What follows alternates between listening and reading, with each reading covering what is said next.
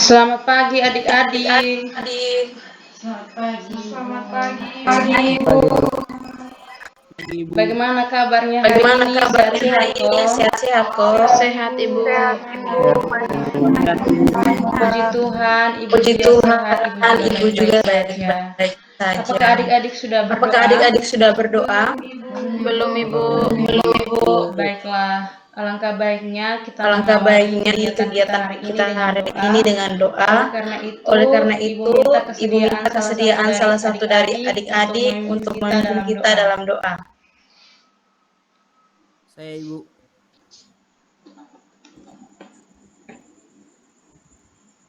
Ya, Gefli. Teman-teman, Ibu marilah kita siap berdoa. Berdoa mulai. Berdoa selesai. Terima kasih kepada adik Gefli yang sudah memimpin kita dalam doa. Kita dalam Ada yang tahu tidak maksud dan tujuan Ibu membagikan link Google Meet untuk kegiatan kita hari ini? Tidak Ibu. Belum tahu Ibu. Baiklah, maksud dan tujuan Ibu membagikan link Google Meet untuk pertemuan kita pada malam hari ini. Pada pagi hari ini adalah untuk melakukan kegiatan bimbingan klasikal. Karena situasi pandemi saat ini tidak memungkinkan kita melakukan kegiatan bimbingan klasikal di sekolah. Oleh karena itu, Ibu melakukan kegiatan bimbingan klasikal bersama adik-adik secara daring. Sampai di sini sudah bisa dipahami? Bisa dipahami Ibu. Baiklah. Bimbingan klasikal juga bertujuan untuk membahas materi-materi yang disesuaikan dengan kebutuhan dari adik-adik. Apakah adik-adik siap untuk mengikuti kegiatan kita selanjutnya? Siap Ibu. Baiklah. Topik materi yang akan Ibu bawakan pada pagi hari ini adalah pola hidup sehat dan bersih. Sabar ya, Ibu share screen dulu PowerPoint-nya.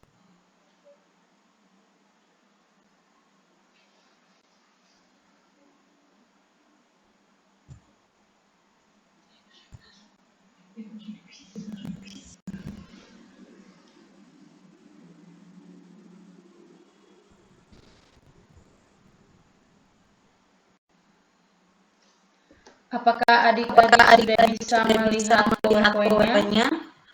Sudah Ibu. Baiklah, kalau begitu, ada yang tahu tidak pola hidup sehat itu apa?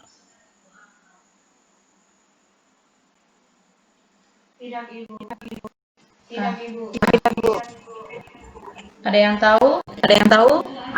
Ya, silakan Juliantari. Ibu, kalau menurut saya pola hidup sehat itu seperti makan makanan. Baiklah, terima kasih Juliantari. Mungkin ada pendapat dari teman-teman lain.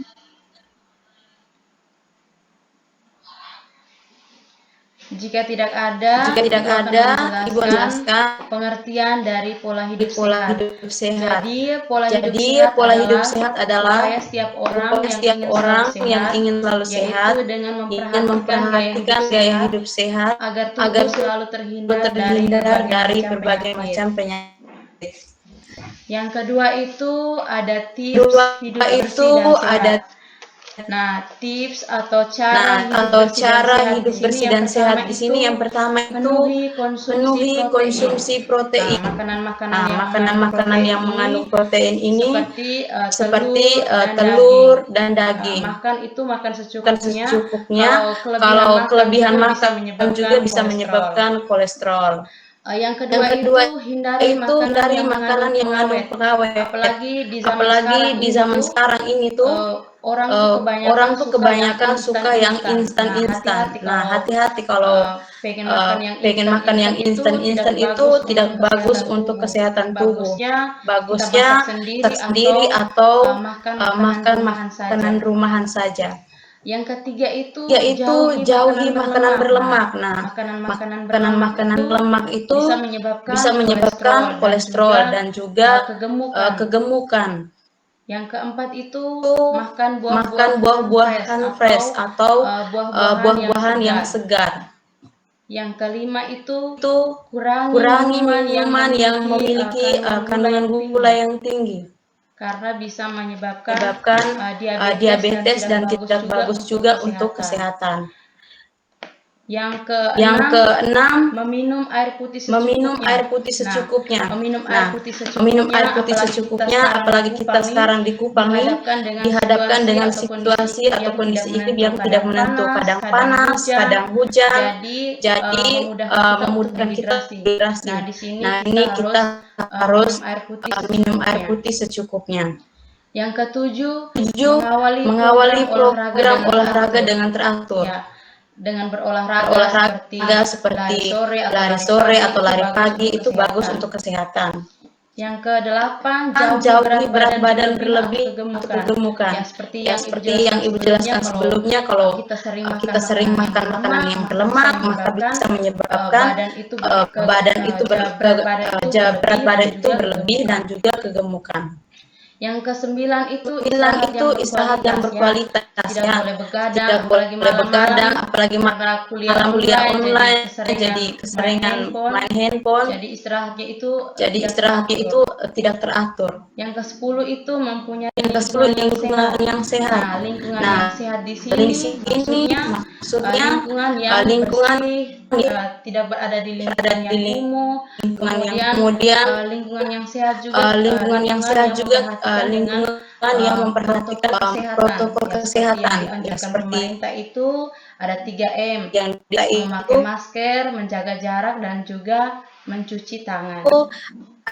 Yang ke-11 itu berpikir positif serta menghindari diri dari stres ya. Dengan berpikir positif di sini membuat tubuh kita itu menjadi sehat, tidak mudah stres juga, bisa membuat tubuh kita menjadi lebih sehat. Yang berikut ini ada manfaat hidup bersih dan sehat. Manfaat dari hidup bersih dan sehat itu yang pertama itu dapat tidur dengan nyenyak. Yang kedua dapat bekerja lebih maksimal serta meningkatkan. Yang ketiga itu dapat belajar dengan baik. Yang keempat tidak banyak pikiran. Yang kelima itu kita merasa damai, nyaman dan tenang. Yang keenam memiliki penampilan yang lebih bugar.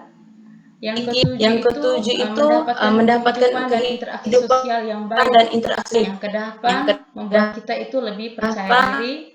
Yang kesembilan itu menghemat pengeluaran untuk kesehatan.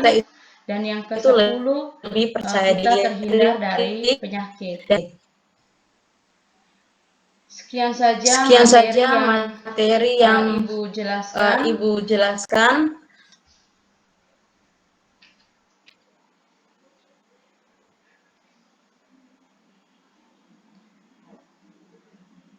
Mungkin dari adik-adik ada yang belum memahami atau ada yang ingin bertanya tentang materi yang sudah Ibu jelaskan tadi. Ibu harapkan untuk mengaktifkan mikrofonnya dan silakan bertanya. Saya Ibu. Silakan Maria Carolina.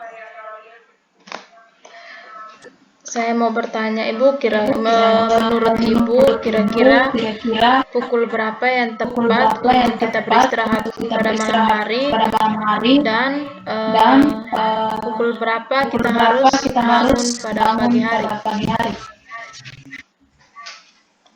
Baik, terima kasih Maria Carolina. Ibu langsung saja menjawab pertanyaan dari adik Maria Carolina. Pukul berapa yang baik untuk istirahat malam dan juga pukul berapa yang baik untuk bangun pagi. Nah, Nah, sesuai dengan ibu yang pernah baca bahwa pukul yang baik untuk istirahat malam itu minimalnya pukul 8 malam dan maksimalnya itu pukul 10 malam. Karena di saat malam hari kita beristirahat yang cukup itu bagus juga untuk kesehatan tubuh dan juga bagus juga untuk otak ya. Kemudian pukul berapa yang bagus untuk bangun pagi. Nah, pukul yang bagus untuk bangun pagi itu pukul 5 subuh karena pada saat kondisi itu tubuh kita itu lebih kelihatan sehat dan bugar. Maria Carolina sudah bisa memahami jawaban dari Ibu? Siap, sudah paham. Baiklah, terima kasih. Mungkin dari adik-adik ada yang ingin bertanya? Saya Ibu. Ya, silakan Anastasia. Baik Ibu, di sini saya mau bertanya, olahraga yang bagus itu olahraga pada pagi hari atau sore hari Ibu? Terima kasih. Baiklah. Terima kasih Anastasia. Pertanyaan dari Anastasia. Olahraga yang bagus itu pagi hari atau sore hari. Di sini Ibu juga membaca satu artikel bahwa olahraga di pagi hari maupun di sore hari itu bagus untuk kesehatan tubuh. Hanya mungkin orang-orang yang tidak berkesempatan olahraga di pagi hari bisa olahraga di sore hari. Di pagi hari dan di sore hari juga bagus untuk kesehatan tubuh dan juga bagus untuk menjaga metabolisme tubuh. Di sini juga Ibu pernah membaca bahwa olahraga yang bagus itu 3 kali dalam seminggu. Satu hari itu kita berolahraga maksimalnya 30 menit.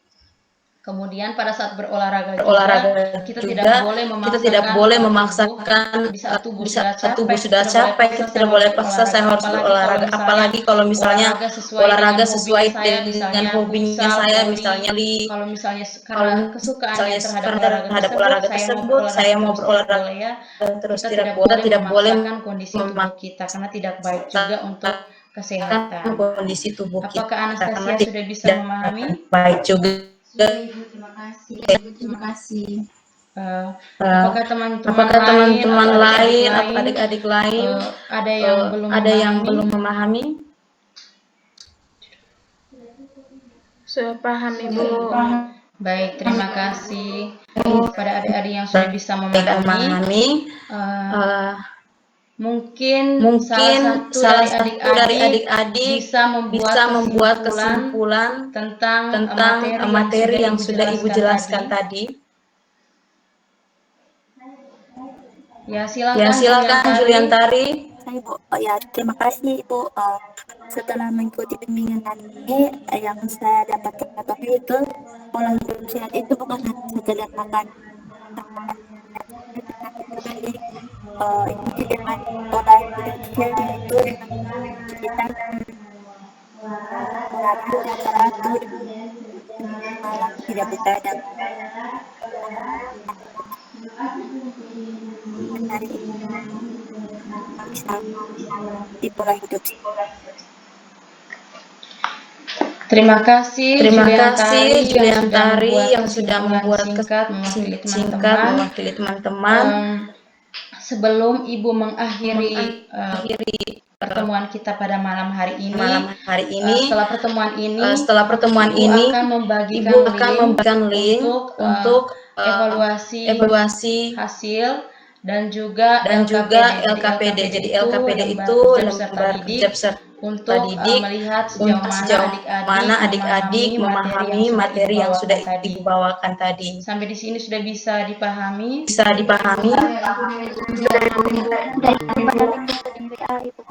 Ibu mengucapkan terima kasih kepada adik-adik yang sudah berpartisipasi untuk kegiatan bimbingan kelas kita pada pagi hari ini, yang sudah meluangkan waktunya untuk Ibu. Ibu sangat mengucapkan terima kasih sekali lagi kepada adik-adik. Pesan Ibu tetap jaga kesehatan karena situasi kita pada masa pandemi saat ini. Kemudian patuhi protokol kesehatan. Sebelum mengakhiri kegiatan kita, Ibu minta salah satu dari adik-adik untuk menutup kegiatan kita dengan doa. Ya, silakan Andri. Ya, Andri.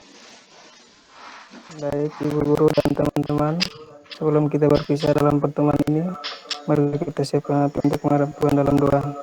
Berdoa mulai. Berdoa selesai. Terima kasih kepada adik Andri yang sudah kita dalam doa. Karena itu, Ibu akhiri pertemuan kita pada pagi hari ini. Selamat pagi dan sampai berjumpa. Selamat pagi. Ibu, selamat minggunya tadi. Juga malam.